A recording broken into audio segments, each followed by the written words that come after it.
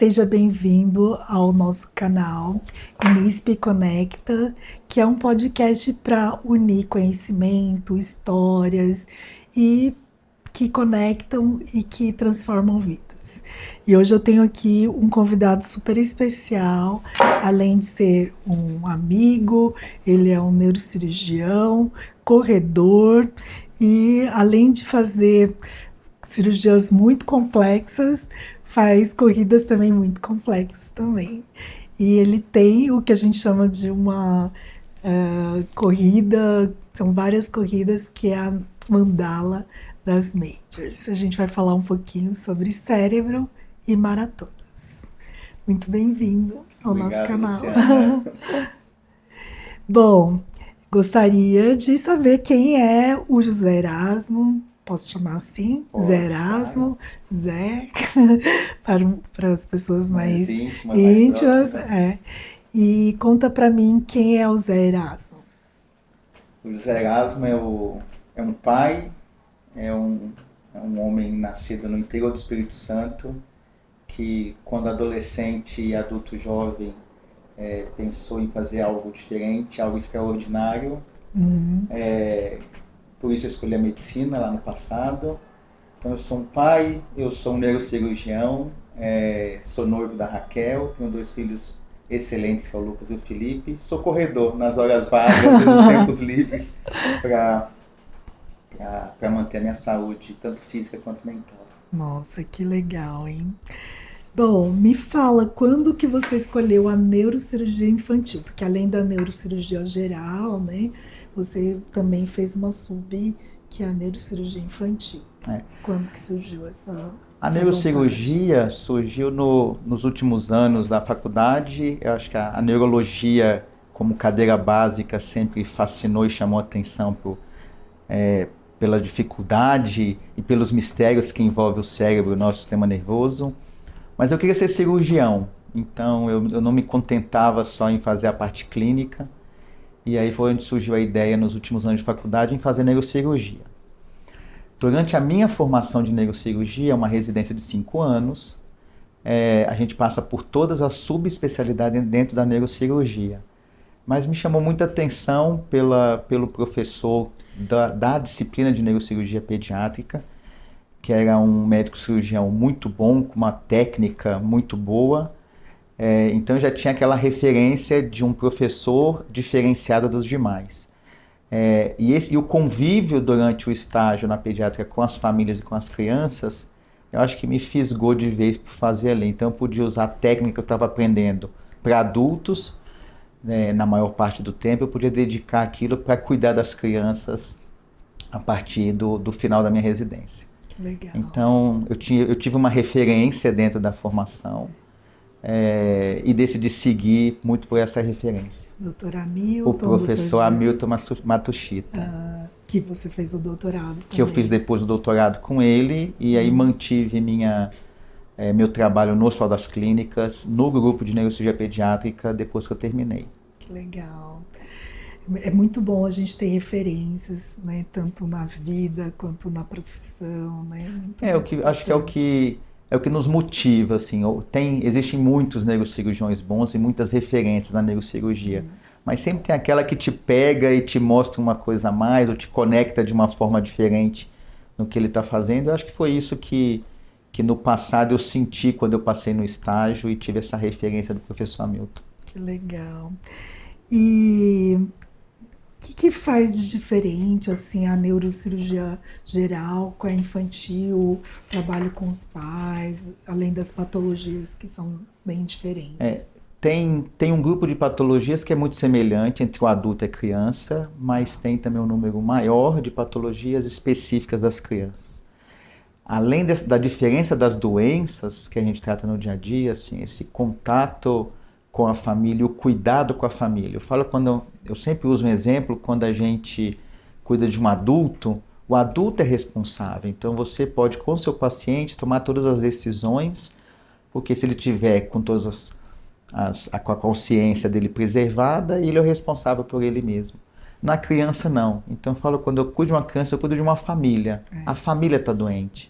porque a criança não tem o poder de decisão, muitas vezes ela não entende o que está acontecendo com ela, e a sua conversa, as tomadas de decisões, o sofrimento mútuo, o cuidado é com a família inteira. Então, o paciente faz parte de um contexto maior quando você trabalha na pediatria, que inclui a família, e a família nem sempre é só o pai e a mãe, é o pai, a mãe, os avós, os tios, os amigos, com o paciente no meio desse grupo.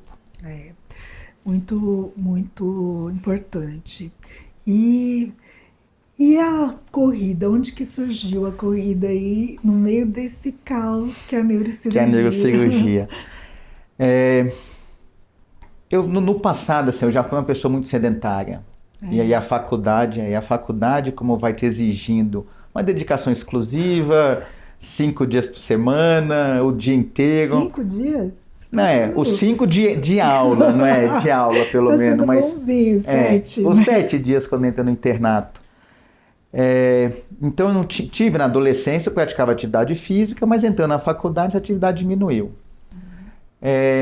Quando, ao longo dos anos, eu corria, mas de uma forma muito esporádica, como fazer uma atividade física ou naquela, como tem muita gente que faz, vou correr para perder peso, para tentar emagrecer. Mas nisso, de uma forma sem uma orientação, então você começa a correr, começa a ter dor aqui, dor no joelho, dor no tornozelo, dor nas costas, e pega e para. Então eu não tinha uma periodicidade. Teve um momento na minha vida que eu não estava bem de saúde, e aí nesse momento, com a ajuda de uma colega, eu decidi mudar. Assim, isso na transição de 2012 para 2013, eu precisei fazer uma transformação na minha vida, muito relacionada a questões alimentares, as questões físicas, e incluir de rotina uma atividade física. De cara, a corrida é mais fácil, né? Você vai, coloca um tênis, coloca uma roupa, não precisa de outra pessoa, você vai lá e começa a correr. Mas eu já tinha também a experiência passada que isso podia não dar certo, pelas lesões e pela falta de orientação. E aí, em 2013, eu conheço uma professora de educação física, uma personal trainer, que começou a cuidar da minha saúde física. E naquele momento, por incentivo dela, eu fui mudando a minha forma de correr. Eu não corria só para fazer uma atividade aeróbica. Falei, cara, eu posso fazer isso, que isso é legal. E ao longo dos anos seguintes, por incentivo dela e uma necessidade que foi surgindo de preciso participar de uma prova, preciso ganhar uma medalha, já que eu faço, é legal ir para lá e terminar e ganhar uma medalha. Eu tinha a experiência de adolescente, de participar de torneios de escola e no final ter uma medalha, e ficou essa vontade. Eu comecei lentamente, então de 13 para 14, depois de quase um ano, fazendo um preparo físico, falei, agora é o momento de efetivamente eu ir para a rua correr. E aí na rua vem o bichinho da corrida te pica, e você se sente bem, é um bem-estar pós-prova, é um bem-estar físico quando você se olha e vê que isso está tendo efeito no seu corpo, a superação das distâncias. E aí, como um bom neurocirurgião que quer sempre se desafiar, eu fui propondo desafios progressivos. Então comecei a correr os 5, dos 5 eu fui para os 10, aí uns 2 anos depois de correr 10 quilômetros resolvi fazer meia maratona. Passei uns 3, 4 anos fazendo só meia maratona, porque aí o 10 não... Pra que fazer 10 se eu consigo fazer 21? Até que eu decidi fazer a minha primeira maratona. Isso foi em 2017, no início de 2017, que seria essa corrida. E então preparei durante 2016, principalmente no segundo semestre, para poder correr a maratona. E aí quando corro a primeira maratona, vem o pensamento, por que não fazer as maiores maratonas do mundo?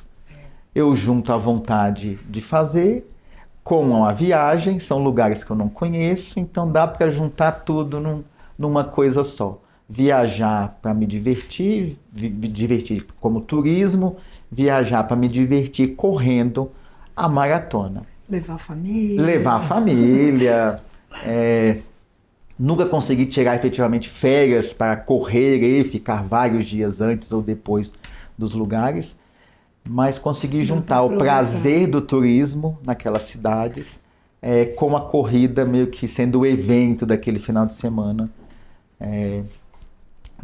do passeio. Além disso, a gente é exemplo, né, para os nossos filhos. Né? Isso é importante também, assim, eu vi nos meus filhos cresceram vendo o pai, o mais velho, quando eu comecei, meu filho mais velho hoje tem 18 anos, assim, quando eu comecei a correr, ele tinha 5 para 6 anos de idade. E meu filho mais novo, hoje com 13 para 14, tinha acabado de nascer. Então eles cresceram me vendo, treinando, fazendo musculação, fazendo fortalecimento, trazendo medalha para dentro de casa. E serve, já correram comigo, poucas corridas, mas já correram quando possível. Porque aí desde que eu comecei a fazer maratona, eu me dediquei mais às corridas de longas distâncias, eles não conseguem ainda me acompanhar numa longa distância. Mas sempre que possível, incluindo-os no evento corrida, no evento viagem, porque todo mundo participa junto, né? E como você faz também com a sua família, né? Que todo mundo corre, isso fica também uma viagem em família, né? Um momento da família toda junta fazendo a mesma coisa. Não, isso é muito importante. Eu tô vendo aqui que a gente tem várias coisas em comum aqui. Só o fato diferente é que eu não consigo fazer tanta coisa quanto você, mas eu gosto bastante. E eu corro um pouco há mais tempo que você. Eu corro desde 2010. Que depois que meu segundo filho nasceu, eu lembro direitinho, um ano depois, aí eu comecei a correr, já vai fazer 16 anos. É muito bom. A corrida, com o passar dos anos, assim, é muito claro para mim hoje que a corrida é meu momento de terapia também. Assim, ajuda, né? Ajuda tanto na parte de treinamento quanto no dia da prova mesmo. Porque treinar para maratona exige uma disciplina. E os tempos de treino são muito grandes. Então, por mais que tenha uma planilha para ser cumprida, que te orienta a treinar, você passa muito tempo com você mesmo ali. Até mesmo estando com alguém do seu lado correndo junto, mas tem um momento de concentração e que aí você tem muito tempo para pensar nos problemas, para pensar como resolver aquilo, dar as soluções para os problemas que estão aparecendo. É verdade, é um momento de autoconhecimento. Total. Bom, agora, senão a gente vai ficar o tempo falando todo só de corrida. Vai fazer um podcast só disso. Só de corrida. Mas a gente vai falar de corrida e neurocirurgia. E como o Zé Erasmo, ele fez o doutorado dele em cranioestenose, e eu conheço ele mais na parte da cirurgia da epilepsia, a gente já entrou várias vezes no centro cirúrgico, tudo, então a gente vai dividir nesses 2 tópicos. E a gente vai começar com um pouquinho de cranioestenose, a gente vai falar mais superficialmente e a gente vai gravar alguns vídeos para o Instagram. Então, vai ser um pouco mais superficial e a gente vai falar um pouquinho também da cirurgia pediátrica para epilepsia. E aí eu queria saber o que é cranioestenose? Cranioestenose é uma doença neurocirúrgica onde as linhas de crescimento do crânio se fecham antes da hora. Então, toda criança quando nasce tem essas linhas, o nome técnico são as suturas. Aqui, né? A gente tem algumas linhas, então assim, a saber, assim, tem uma linha na região anterior da região frontal da testa, que é a sutura metópica, tem uma linha que pega toda a abóbada craniana, que é a sutura sagital, a gente tem as suturas coronárias, que são bilaterais, as suturas anteriores e as suturas lambdoides, que são posteriores. Essas são as principais, não são as únicas, tá? Mas são as principais suturas da convexidade, da superfície arredondada do crânio, onde a gente encontra, quando elas estão fechadas, que é a doença, se apresentam com uma alteração na forma do crânio. Então, a conclusão, o que é a cranioestenose é o fechamento antes da hora, precoce, de uma ou de várias dessas linhas de crescimento que alteram a forma do crânio da criança. Aí tem aquele formato mais alongado. Cada sutura é responsável pelo crescimento do crânio numa direção. Tá. Então, a depender de qual sutura se fecha, o crânio, a cabeça, tem uma forma diferente. O formato mais alongado, da frente para trás, é quando a sutura sagital, que é a sutura superior, se fecha. Se eu tenho um fechamento das suturas que são laterais, então a sutura coronária ou a sutura lambidoide, é uma cabeça que é mais achatada. Então que ela deixa de crescer para frente ou deixa de crescer para trás. Então é tanto que o diagnóstico inicial da alteração de forma da cabeça da criança é clínico. A gente olha para a cabeça, a depender de que forma essa cabeça está, a gente já tem uma ideia de se é uma doença, se é a cranistenose ou se é uma forma alterada, que é a forma mais comum no dia a dia, de uma alteração pela posição viciosa da cabeça do bebê. Então o diagnóstico inicial é clínico. A confirmação diagnóstica, quando a suspeita clínica seja de uma doença da cranistenose, é através de uma tomografia de crânio com uma reconstrução em 3 dimensões, que aí a gente consegue avaliar a forma real da cabeça e já visualizar qual linha de crescimento está fechada. Certo. E quando que essa cranistenose é necessária operar? Operar. Toda a cranistenose, o tratamento é cirúrgico, porque é uma doença toda. Tá. Se a gente dividir em doenças que causam deformidade da cabeça da criança, aí nós temos 2 tipos. A deformidade posicional não é cirúrgica. A deformidade doença, que aí é a cranistenose, tem que operar. Todos os pacientes necessitam de tratamento cirúrgico. Melhor? O ideal, assim, das cranistenoses mais comuns, a sagital é a mais comum, entre o 6º e o 9º mês seria o momento adequado, o melhor momento para se operar da forma mais tradicional. Nos últimos anos, a gente tem uma técnica nova para se operar a cranistenose, simples, que são essas que tem uma única sutura fechada, que é a técnica endoscópica. Na técnica endoscópica, a gente tem que pegar um crânio de uma criança mais fino e mais maleável. Então, o ideal é que a técnica endoscópica, se for escolhida, seja até o 3º mês de vida. Então, se não se fez o tratamento endoscópico até o 3º mês, é mais adequado esperar a criança crescer mais um pouco, sair da anemia fisiológica, ganhar um pouco de peso e operar entre o 6º e o 9º mês de vida. É impossível, são bons as 2 técnicas. É impossível operar uma criança, está contraindicado operar a criança após os 9 meses? Não. Esse é o momento mais adequado. Mas é possível o tratamento nas crianças com mais de 9 meses de vida, com mais de 1 ano de idade. Isso não contraindica a cirurgia. E nem sempre está ligado a alguma doença genética. Não, pode, nem sempre. Nem sempre. A doença, quando o fechamento da sutura, da linha de crescimento, é único, habitualmente não existe uma relação com uma doença genética. Existem doenças genéticas que dão cranistenoses. Normalmente nesse tipo de alteração tem mais de uma linha fechada, tá? Que é a multi ou polissutural, que na maioria das vezes está ligada a uma doença genética. Certo. Então, e os resultados são bons, independente da... Nos genéticos também são bons, mas é um tratamento multidisciplinar, porque na doença genética, além de uma alteração na forma do crânio, tem muita alteração na face da criança. Tá? Então, nos melhores centros existe uma multidisciplinaridade no tratamento entre os cirurgiões crâniofaciais, na maioria das vezes cirurgiões plásticos, com a equipe de neurocirurgia para um tratamento, para uma programação de tratamento daquela criança. Porque a parte neurológica nem sempre é a primeira. Se precisar ser a primeira parte, a neurocirurgia faz a primeira parte da cirurgia, mas essa criança passa por muitos tratamentos ao longo da vida dela. A maior diferença entre se tratar uma cranistenose simples, não sindrômica, por uma cranistenose sindrômica por causa genética.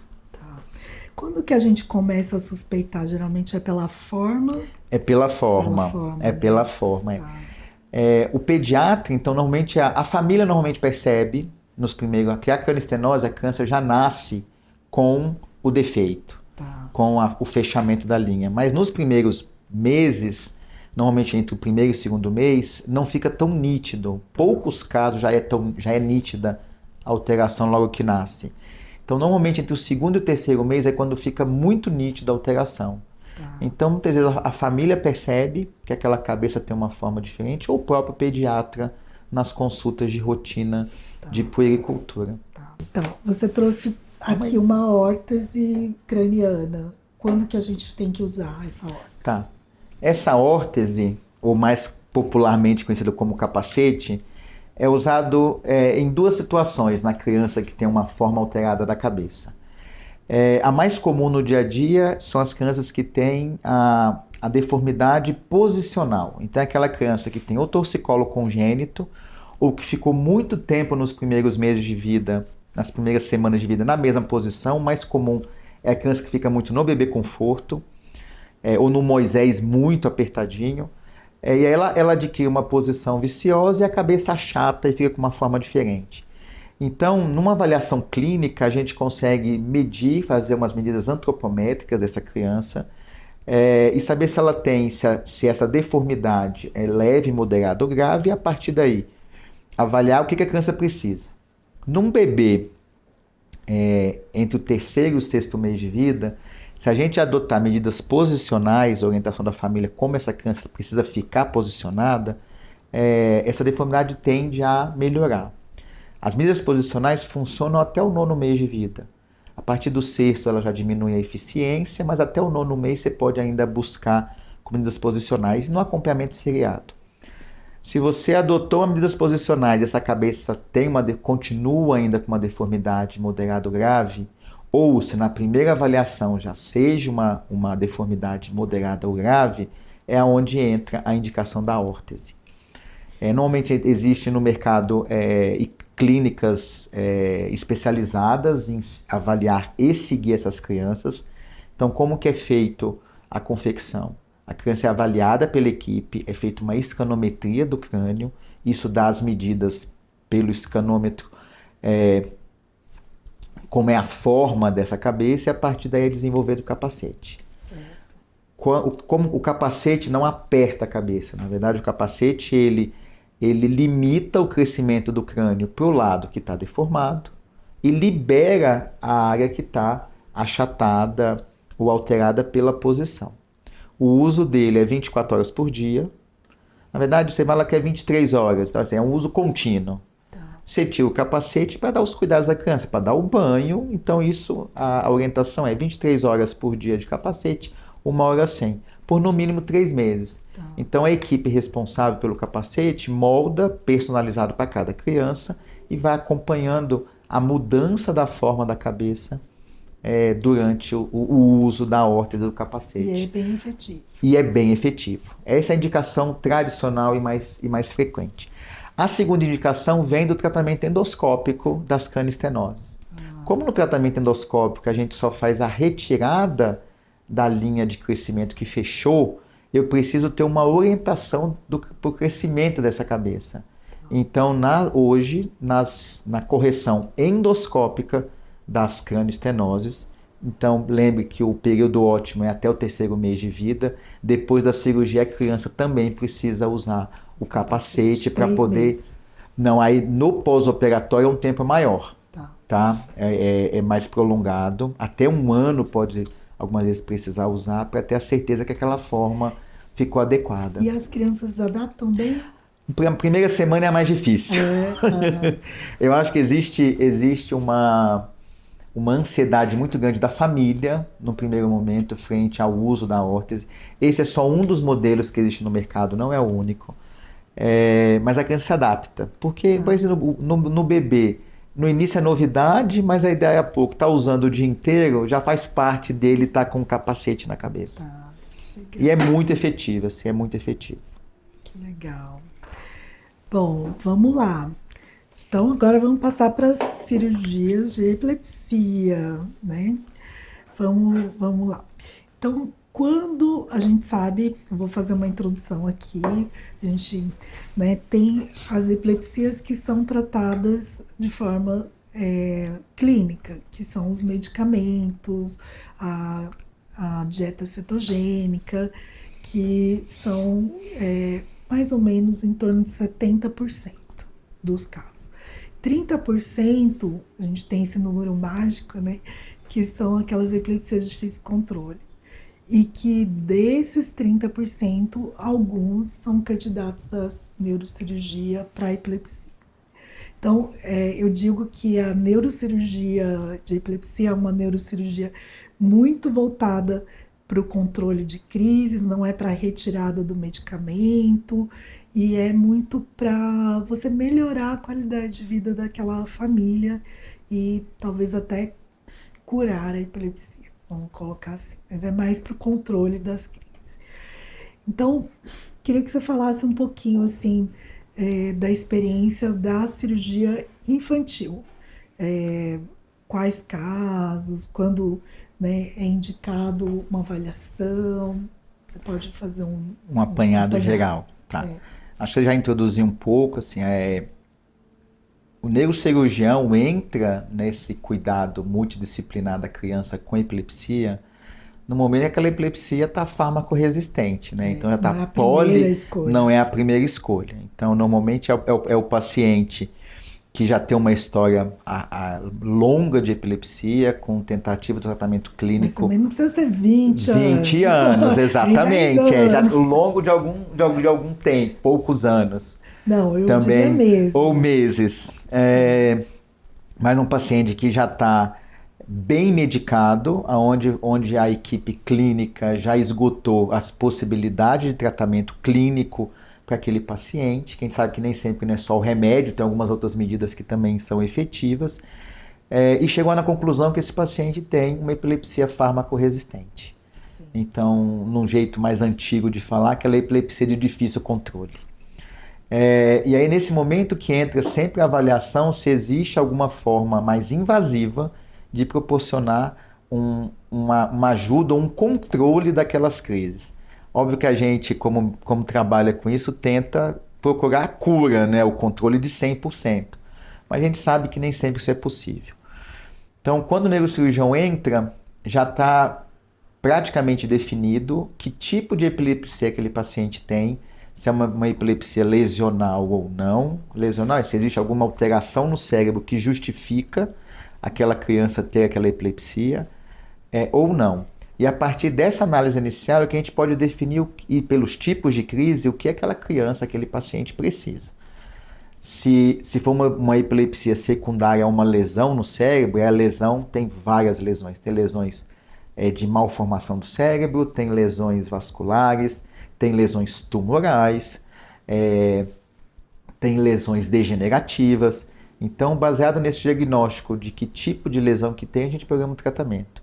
Ou algumas que têm epilepsia generalizadas, que não existe uma lesão focal no cérebro que a gente possa retirar, onde a gente avalia uma outra forma de tratar. Uma divisão, a neuromodulação. Então, as duas, os grandes grupos de tratamento cirúrgico para epilepsia são as epilepsias ressecativas, que é onde você tem um foco que é a causa da convulsão, ou métodos para neuromodular aquele cérebro, que podem precisar de intervenções cirúrgicas, não só o uso de dispositivos. Como você mesmo disse, a calosotomia, eu não vou ressecar nada, o caloso é uma estrutura que liga os dois hemisférios do cérebro, então eu posso ir lá e fazer uma abertura nesse corpo caloso para desconectar um cérebro do outro e diminuir a quantidade, e controlar ou diminuir a quantidade de crise daquele paciente. Então esses são os dois grandes grupos. Se tiver um foco que é possível de ser retirado, a gente estuda e mapeia da melhor forma possível para retirar aquele foco e controlar as crises. Quando não existe um foco, então ela ou é multifocal, ela é generalizada, e quando a gente avalia as formas de neuromodulação para poder ajudar no paciente, no controle. Falando de neuromodulação, então a gente tem o DBS, né, que é o Deep Brain Stimulation, a gente já falou aqui, mas mais para estudo de movimento. Tem o VNS, que é o Vagus Nervous Stimulation, e tem o RNS, que a gente não tem aqui no Brasil. Que é o R, eu até esqueci o nome do que é. Mas é um outro tipo que a gente tem uns eletrodos que vão fazendo os estímulos implantados no cérebro. E o VNS é o mais utilizado. Pode falar um pouquinho sobre o VNS? Posso. Que, então, como a Luciana disse, o VNS é um dispositivo que é o estimulador do nervo vago. Por que o nervo vago foi escolhido para ajudar no controle da epilepsia? Vou tentar resumir uma fisiologia do nervo vago. O nervo vago, maior parte dele, 80%, é uma aferência, quer dizer, ele leva para o cérebro um controle sensitivo. E ele está ligado a alguns núcleos no sistema nervoso central, principalmente no tronco cerebral, que quando estimulados, eles vão modular a produção e a liberação de alguns neurotransmissores no cérebro. E isso interfere diretamente na fisiologia do neurônio e, por sua vez, das descargas epiléticas. Então, o estimulador de nervo vago é um eletrodo que tem três dispositivos pequenininhos, como se fossem 3 rabinhos de porco, que são desenrolados no nervo vago do lado esquerdo do paciente. E aí este eletrodo é conectado a um gerador que fica implantado na região torácica anterior, logo abaixo, entre a clavícula e o mamilo, é a posição mais frequente, que é como se fosse um marca-passo muito semelhante ao marca-passo do coração. Então isso aqui é um gerador de onda, de pulso, quer dizer, é um gerador elétrico pequeno, que quando conectado, fazer uma conexão, ele está destravado, quando conectado ao eletrodo, vai gerar um estímulo no nervo vago do lado esquerdo, e esse estímulo modula, como eu disse, essa produção de neurotransmissores no sistema nervoso central para ajudar no controle das crises. A maior indicação do eletrodo de nervo vago são nas epilepsias generalizadas, então naquela que a gente não tem um local específico onde seja o início das crises. No mercado hoje a gente tem 2 modelos, são os 2 modelos mais usados. A diferença a diferença básica dos modelos, a forma, muito discreto, pouca diferença entre a forma de um outro, mas principalmente a questão de utilidade, vida útil da bateria. De uma empresa, essa é uma bateria que tem uma carga definida, que num paciente que usa uns estímulos de uma forma mais habitual, gira em torno de 4 anos de carga, de vida útil, e a outro que tem no mercado é uma marca que permite que essa bateria seja recarregável à medida que essa bateria vai acabando ao longo dos meses, ou dos anos, normalmente dos meses, tem uma frequência que é a necessidade. O dispositivo que é implantado é semelhante de todas as marcas, tá? Isso aqui não muda. O que muda é a vida útil da bateria. Uma tem uma vida útil definida e a outra tem a possibilidade de ser recarregado ao longo da vida do paciente e da utilização daquela carga da bateria. E é um dispositivo muito bom, assim, o controle tem alguns trabalhos, até em torno de 70% dos pacientes têm um benefício muito satisfatório com o uso do estimulador de nervo vago. Alguns pacientes ficam sem crise? Sim, alguns pacientes ficam sem crise. Não é a maioria. Não é a maioria. A maioria a gente consegue diminuir e dar um controle mais adequado para aquele número de crise que o paciente tem. Melhorar a qualidade de vida. Melhorar a qualidade de vida. E às vezes a gente pode usar diferentes tratamentos, né? A dieta cetogênica com o estimulador, né? Existe até a possibilidade do estimulador com o DBS também. Também. Então, assim, o VNS não é o único tratamento. Como você disse, ele é um tratamento auxiliar, complementar ao tratamento clínico medicamentoso. Isso, muito bom. E falando das cirurgias ressectivas, né? Tem uma diferença bem grande no caso do adulto e da criança, que no adulto é principalmente temporal, né? O mais frequente, vamos colocar assim, que é essa região aqui, né? Mais aqui, né? Da têmpora mesmo. Então a gente tem algumas patologias no adulto que são muito frequentes. Na criança, a gente chama que a maior parte é extratemporal.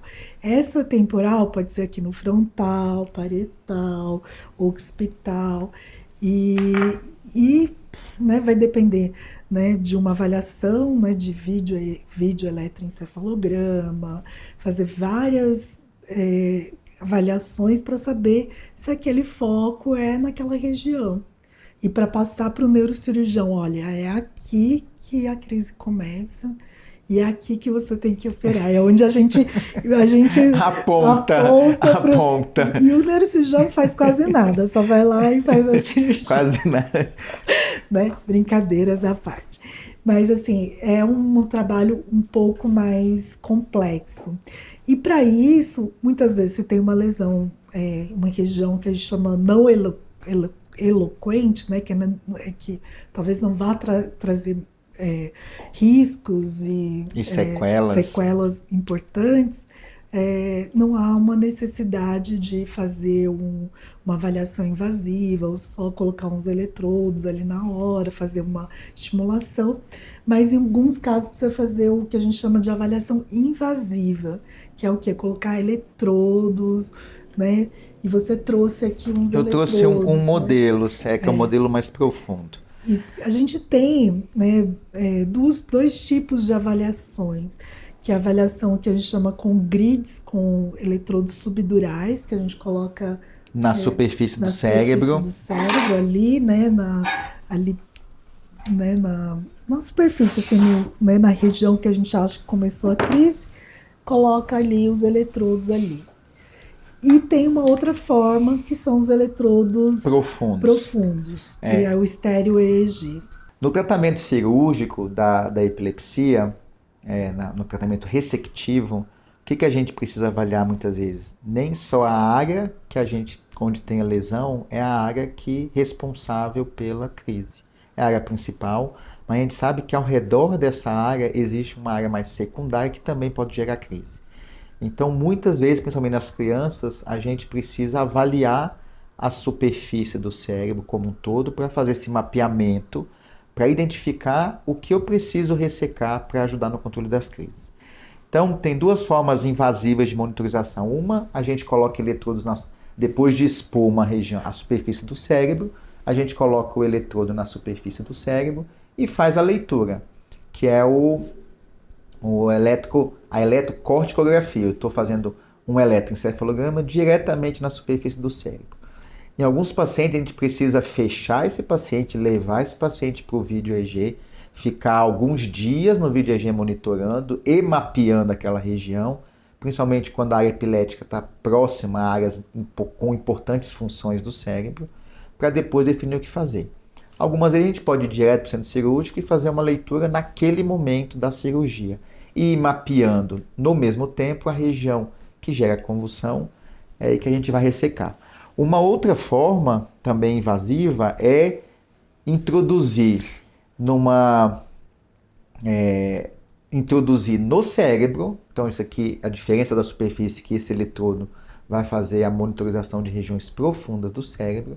A gente faz um implante de vários eletrodos desse pelo couro cabeludo mesmo e introduz no cérebro os canais de monitoração, que o eletrodo mesmo está logo na ponta dele, os canais que vão monitorar e vão captar. E quando você introduz esses eletrodos naquela região, você, como a placa usada na superfície, você leva esse paciente depois para um vídeo eletroencefalo e consegue monitorar por alguns dias a região que está com os eletrodos, para descobrir exatamente qual é o foco da convulsão, a que área essas descargas estão abrangendo naquela região, para depois programar a ressecção de uma forma mais adequada. E a diferença aqui, né, Zé, que aqui nos eletrodos profundos você pode fazer por que a gente chama de estereotaxia. Então, são buraquinhos no crânio, sem precisar abrir. Sem precisar abrir. Então, assim, a vantagem desses eletrodos, que é o estéreo EEG, é que a gente não precisa fazer uma abertura tradicional do crânio do paciente no primeiro momento. A gente faz pequenos cortes. Primeiro você faz um planejamento da região que você vai ter que monitorar, qual a quantidade necessária de eletrodos. E depois, nesse planejamento, tudo antes do dia cirúrgico. A gente sabe exatamente o ponto que a gente vai entrar na superfície do crânio, implantando. Então, são pequenas cirurgias. São pontos seguros. Fugindo de artérias, de veias, de áreas importantes no cérebro. Então, é como se fosse... Não é como se fosse... É assim. São várias pequenas cirurgias, são vários pequenos implantes. A gente vai colocar 10 eletrodos, são 10 cortezinhos introduzindo os eletrodos naquela posição previamente E estudada. aí depois passa para o neurofisiologista, a gente vai analisar E fazer o mapeamento. Né, a parte mais importante aqui do neurofisiologista. Definir onde efetivamente começa a crise, para depois a gente ir para o segundo tempo da cirurgia depois... e fazer a ressecção tradicional daquela área que esteja convulsionando. Então, assim, são 2 estilos de cirurgia, que é a cirurgia que é direta, ou a cirurgia que precisa fazer uma avaliação anterior à cirurgia. E conta para mim algum caso, não precisa falar nomes, que te impactou com a cirurgia de epilepsia, se você se lembra. Tenho sim, vários, tenho vários assim, mas eu vou trazer, caso as crianças geralmente impactam mais, porque a gente vê no dia a dia, seu dia a dia em relação a isso é muito mais frequente que o meu, como a epilepsia compromete a qualidade de vida daquele paciente. Desde as crianças que não têm um atraso muito grande de desenvolvimento relacionado à epilepsia, até os que não têm tanto comprometimento do desenvolvimento, mas têm comprometimento social, porque tem muitas crises durante o dia.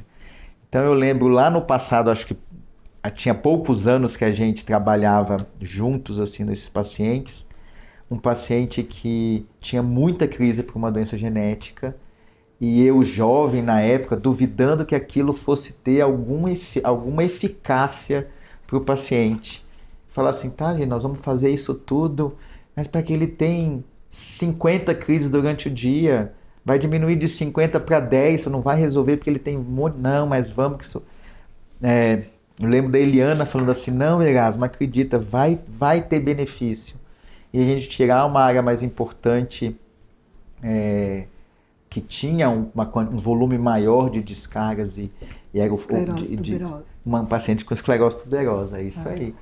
E que tinha um volume maior de crises começando ali e essa criança melhorar a parte cognitiva, assim, poucos meses depois de ter feito a cirurgia. Já nota a diferença. Então eu tenho 2 exemplos muito parecidos de doenças diferentes. Esse, num primeiro momento, jovem, começando a vida privada e cuidando de paciente, e que eu duvidei e funcionou. Muitos anos depois, uma paciente de um outro colega nosso, que aí tinha uma outra doença que chama displasia cortical, com histórias muito parecidas, assim, a criança não se desenvolvia, não tinha aprendido a andar, não tinha aprendido a falar, e com a cirurgia, e depois da cirurgia, essa criança adquiriu a marcha, começou a falar, teve um desenvolvimento normal, não, mas teve um ganho funcional muito grande. Então eu tenho momentos diferentes na minha vida, um momento que eu duvidei que fosse dar certo e que deu certo, controlou a convulsão e essa criança teve um ganho e a família ficou extremamente satisfeita com aquele resultado, e muitos anos depois um outro que eu já pensando diferente, falei, não, vamos fazer, que isso vai funcionar, isso vai dar certo. Precisa dessa equipe, né? E da equipe, não sozinho. O neurocirurgião que trata epilepsia, ele nunca trabalha sozinho. Ele nunca trabalha sozinho, porque efetivamente é um trabalho multidisciplinar. Assim. Não é só a gente. A equipe de neurofisiologia é que cuida muito desse paciente, conhece muito esse paciente. A gente acaba conhecendo por um momento do cuidado daquele paciente. Isso. E fora que não acaba ali, porque ali é o momento que você terminou de possibilitou um tratamento cirúrgico. Só que depois tem ainda o controle dos remédios, a reabilitação num paciente com uma outra condição. Então, esses casos são muito marcantes, assim, por conta da minha postura em relação aos pacientes. Doenças diferentes e eu com postura acreditando... E é diferente de um tumor que você tem que tirar ali porque... senão o tumor vai crescer, exatamente. Vai ter alguma coisa. E da epilepsia, não, você vai melhorar. É uma cirurgia funcional, né? Sim, funcional, para você melhorar aquela condição que tanto atrapalha. E possibilitar, assim, nas crianças. Não só nas crianças, a gente fala muito de criança porque é a nossa área, é o que a gente acaba fazendo mais.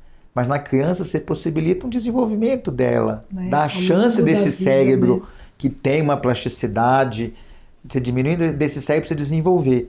No adulto, você melhora muito a qualidade de vida, porque aquele adulto que não consegue fazer muitas coisas, porque tem um monte de crise. Verdade. Então, socialmente, esse adulto tem muita dificuldade também. Apesar de a epilepsia no adulto é a minoria, né? A gente sabe disso, mas também tem seus ganhos funcionais no adulto. Com certeza. Bom, a gente já está quase terminando aqui, a gente já falou bastante coisa, né, de crânioestenose, de epilepsia. Agora vamos voltar um pouquinho lá para aquele assunto que a gente gosta de muito. falar. E aí, me conta para mim, qual a sua melhor major, assim, que você gostou? Que eu gostei mais? É. E por quê? Tá, eu gostei muito de... Pode ser duas? Pode. Não, é que são sentimentos diferentes. Eu acho assim, das majors tradicionais, que são as 6 tradicionais, Tá. que são... As tradicionais são... Nos Estados Unidos a gente tem 3, que é Boston, Nova York e Chicago, Londres, aí na Europa, Londres e Berlim, e na Ásia, Tóquio. Então essas são as 6 majors originais.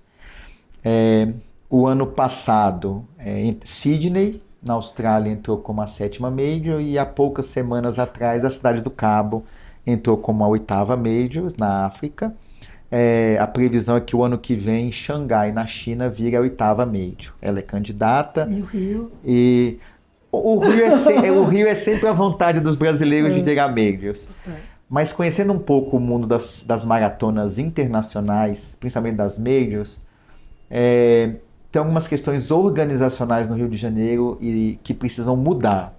Tá. O Rio é uma cidade linda, nós já corremos lá mais de uma vez. Há 2 semanas atrás a gente estava lá correndo.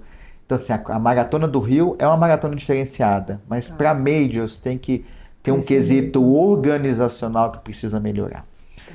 Então, das majors, eu acho que Nova York foi a mais pungente, assim, porque é a mais animada. Além de ser a cidade de Nova York, então não é que tem mais gente na rua, acho que existe todo ano uma disputa entre Nova York e Londres, mas Nova York tem uma animação e é contagiante correr em Nova York. Legal. Por que eu falei 2? Porque a minha última foi Londres, então eu corri Londres com a sensação de dever cumprido, sonho realizado. Então estão muito próximas ali as duas, Nova York e Londres, dentro do coração. Que legal. E você acha que o esporte ajuda na prevenção do burnout, na prevenção de... Totalmente, assim, né? Totalmente. Acho que a atividade física como um todo ajuda no burnout, né? Independente de ser só... Acho que você é o primeiro neurocirurgião, vou confirmar. Eu não sei. Você é o único neurocirurgião que fez as majors. Brasileiro, pelo menos. Eu acho que você é o único. Não sei. A gente sabe que o número de maratonistas no mundo é 1%, né? 1, alguma coisa. Na população mundial faz uma maratona. Eu acho que você é o único. Vou ficar feliz se eu for o único. Você é o único. Eu conheço alguns que já correram, que correm as majors, mas que tenha concluído, eu não sei. Eu não sei. Que vamos atrás. Né? Agora, meu lado Marília Gabriela. Tá, vamos falar de um livro assim que você recomenda, importante na sua vida. Eu gosto muito do que eu falo quando eu falo em corrida. Olha. Esse livro é inspirador, assim, porque eu acho que quando eu li, eu estava num momento de muita mudança na minha vida. É o do japonês? É o do japonês. Então, ele coloca exatamente isso, assim, o que a corrida trouxe de benefício na vida dele. Então, tem a história